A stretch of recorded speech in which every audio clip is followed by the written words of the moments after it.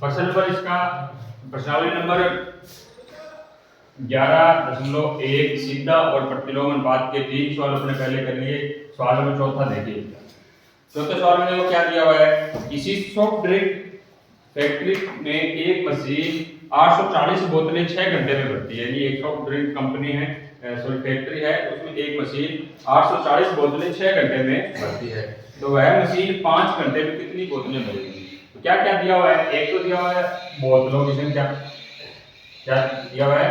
बोतलों की संख्या, और एक समय दिया हुआ है। समय दिया हुआ अपने को घंटे में, किसमें दिया हुआ है? घंटों में। कैसे दिया हुआ है? अगर 840 बोतलें 840 बोतलें कितने घंटे में भर देगी? 6। कितने घंटे में भर देगी?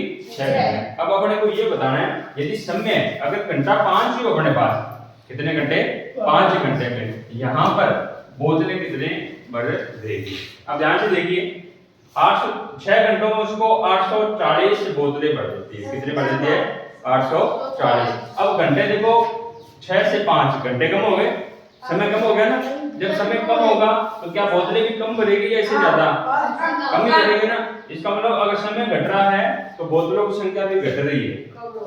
अगर समय घट रहा है तो बोतलों की संख्या भी क्या होगी? घटेगी। इसका मतलब यह कौन सा अनुपात आ गया? सीधा अनुपात आ गया। यह है सीधा या प्रत्यक्ष अनुपात है।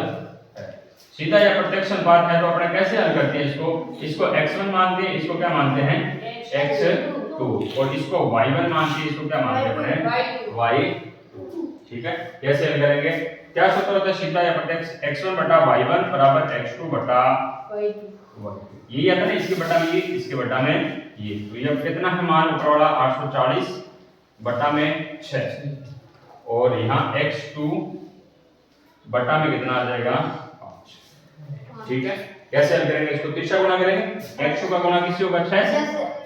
x2 गुणा 6, और 840 का गुणा किससे होगा? 5 से। 840 गुणा 6 भाग में चला जाएगा। 840 इनका गुणा कर लेते हैं पहले। देखो गुणा कितना आएगा? 840 का 5 से गुणा कर लेते हैं। 0 5 का 20, आंसर 2 40 और 2 42। 42 आ गया इनका गुणा। अब ये 6 है ना, ये 42 रुपया आ जाएगा भाग में। तो x2 का मान कितना आ जाएगा? देखो 4200 में 6 का भाग, 0 भूल जाओ एक बार। 42 में 6 का भाग दिया, 7 आ गया, 2 0 लगा दी। कितनी बोतलें आ गई? 7। कितनी आ गई? 7 बोतलें। यानी मशीन 5 घंटों में कितनी बोतलें भरेगी? 700 बोतलें भर। समझ में आएगा? सीधा अनुपात का ये सवाल हो गया चौथा। प्रश्न नंबर 5 देखिए, 11 पर देख का 5 में दिया हुआ है, एक बैक्टीरिया या जीवाणु के फोटोग्राफ को 50,000 गुना आवर्धित करने पर उसकी लंबाई 5 सेमी हो जाती है। यानी एक जीवाणु है या बैक्टीरिया है, उसका फोटोग्राफ को अपने 50,000 गुना बड़ा करके देखते हैं, आवर्धित करके देखते हैं, तो वो उसकी लंबाई उसमें कितनी दिखेगी? 5 सेमी दिखेगी।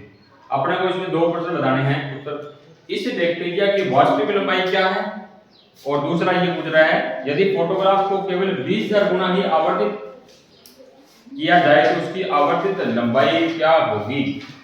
प्रश्न में देखो क्या दिया हुआ है। एक तो आवर्धन दिया हुआ है, बैक्टीरिया देखा ना। एक तो क्या दिया हुआ है? आवर्धन दिया हुआ है गुणा, आवर्धन है गुणा, और एक दिया हुआ है बैक्टीरिया की लंबाई। बैक्टीरिया की, बैक्टीरिया बोलो या इसको जीवाणु बोलो, इसकी क्या दे रखी है? लंबाई दे रखी है, और लंबाई किसमें दे रखी है अपने को? ठीक है। अब प्रश्न देखो ये क्या है, अगर उसको 50,000 गुना करके, जीवाणु है ना, उसको 50,000 गुना आवर्धन करके देखें, यानी बड़ा करके देखें, कितना गुना? 50,000, तो वो कितने सेमी का दिखता है अपने को? 5 सेमी का दिखता है जीवाणु। ठीक है, समझ में आया? अब इसमें देखो 2 प्रश्न पूछे गए हैं। इसमें पहला प्रश्न पूछा गया है कि इसकी जो जीवाणु है उसकी वास्तविक लंबाई कितनी है। ये तो इसको 50,000 गुना बड़ा करके देखते हैं ना, तो वो 5 सेमी का दिखाई देता है अपने को। वास्तविक लंबाई होती है वो 1 गुना बड़ा, बड़ा किए नहीं, उसको आवर्धन किए नहीं, यानी आवर्धन कितना हो उसका? 1 ही हो, सिर्फ 1 गुना ही हो, तो वो कितना दिखाई देगा वो अपने को नहीं पता, यानी ये अपने को बताना। ठीक है, इसी में दूसरा सवाल ये दिया गया है, यदि आवर्धन को अपने 20,000 कर दें, कितना गुना कर दें 20,000 गुना, तो ये कितना दिखाई देगा, उसकी लंबाई कितनी आएगी। यानी इसमें कितने प्रश्न पूछ लिए गए, 2 प्रश्न पूछ लिए गए। तो अपने को देखो आवर्धन दिया हुआ है 50,000 गुना, उस पर लंबाई कितनी दिखेगी 5 सेमी, तो एक पर वो कितना दिखेगा और 20,000 गुना करने पर वो कितनी उसकी लंबाई होगी। ये 2 प्रश्नों के अपने उत्तर देने हैं। तो सबसे पहले देखो ये कौन सा अनुपात है, उसको मानने से पहले इसको x1 मान लेते हैं, इसको x2 मान लेते हैं, इसको क्या मान लेते हैं x3। इसी प्रकार y1 y2 y3, यानी ये 2 मान अपने को निकालना है। सबसे पहले देखो ध्यान से, अगर वो 50,000 गुना है तो उसकी लंबाई कितनी दिखेगी 5। अब अगर 50,000 से मान लो 20,000 गुना कर दें, कम कर दिया ना गुना, 50,000 गुना बढ़ा करके देख से 20,000 गुना बढ़ा करके देखते हैं, यानी इसका आवर्धन गुना घटा दिया आपने, 50,000 से 20,000 कर दिया, तो ये भी 5 सेमी से छोटा दिखेगा।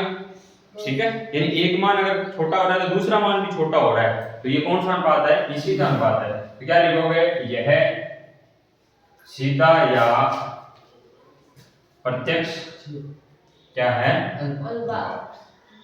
ठीक है, ये एक क्यों लिखा, क्योंकि वास्तविक लंबाई क्या होती है उसको बढ़ा करके देखना नहीं है, यानी वो जितना है उतना ही देखना है ना, तो आवर्धन गुणा कितना करना पड़ेगा, एक ही करना पड़ेगा, तभी तो इसकी वास्तविक लंबाई आएगी। अब देखो सीधा अनुपात में कैसे निकालते हैं, तो सबसे पहले क्या करेंगे, x1 बटा y1 बराबर x2 बटा y2। सारे मान लिखते हैं, देखो कैसे, 50,000 के बटा में क्या आएगा 50,000 के बटा में 5, और 1 के बटा में क्या आएगा y2। तिरछा गुना करते हैं, y2 का गुना किससे करना है 50,000, और 1 का गुना किससे करना है 5 से।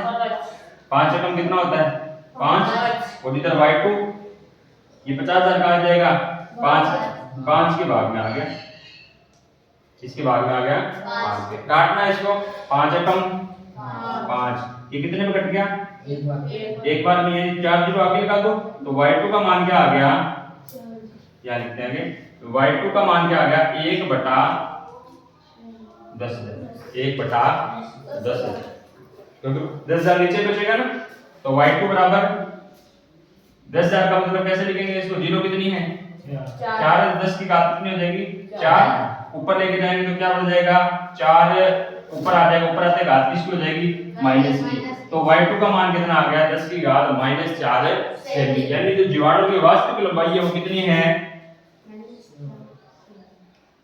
जीवाणु की वास्तविक लंबाई 10 की घात -4 सेमी, ये उसकी क्या है वास्तविक लंबाई आ गई। ये तो इसमें पहला प्रश्न हुआ है।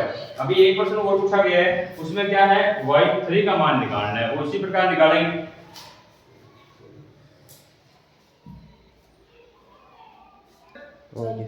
अब इसी प्रकार को पहला निकालने के बाद अपने इस y3 का भी मान निकालना है। अपने को पता है कौन सा अनुपात है, सीधा अनुपात है ना इस सवाल में, तो इसमें क्या लिखेंगे x1 बटा y1 बराबर, अब क्या आ जाएगा x3 बटा x3 के बटा में क्या आएगा y3, तो अपने y3 का मान निकालना है। कैसे निकालेंगे, देखो x1 का मान कितना है 50,000 बटा y1 का मान 5 है, बराबर में x3 का मान कितना है 20,000, और बटा में कितना है y3 निकालना है। तो सबसे पहले क्या करेंगे भाई, तिरछा गुना करेंगे, y3 का गुना किससे होगा 50,000 से,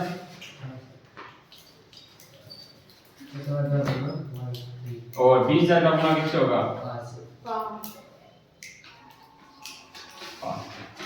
50,000 का आ जाएगा भाग में आ जाएगा, तो 20,000 गुना 5 बटा में आएगा,